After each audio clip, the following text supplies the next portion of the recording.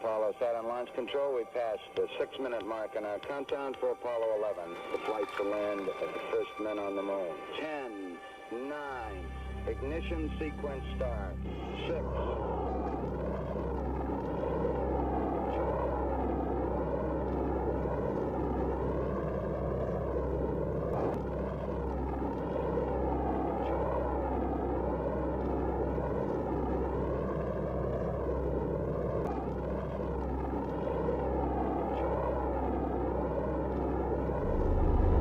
I'd like to know what you feel as far as the responsibilities of representing mankind on this trip.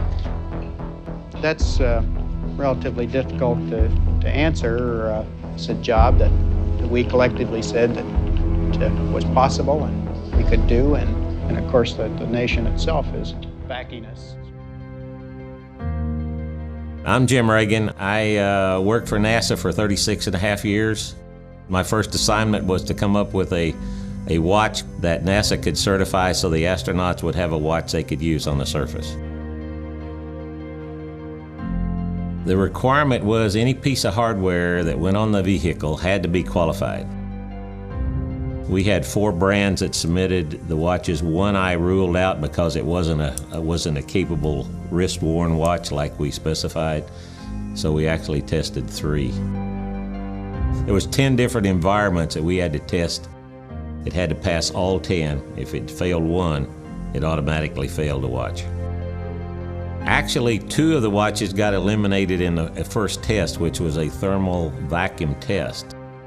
Omega was the only one that passed all the testing. Even I was surprised that I could get any watch through those kind of environments, because the environments were really made for pieces of hardware you mounted on the vehicle and that type of stuff. The most extreme test you could do to a piece of hardware. The watch was always a backup, but if you lost the capability of either talking to the ground or having the digital timers they had, or the digital timers when they went out on the lunar surface, the only thing they had to know how long they had been there was the Omega watch that they had on. And so I was highly critical of making sure that it was done right. I probably serviced the watches more than they ever need to be serviced. And where it paid dividends is Apollo 13.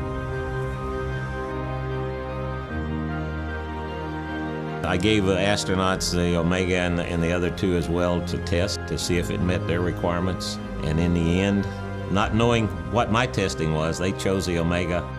We were really happy. It made it easy to get certified to fly on NASA.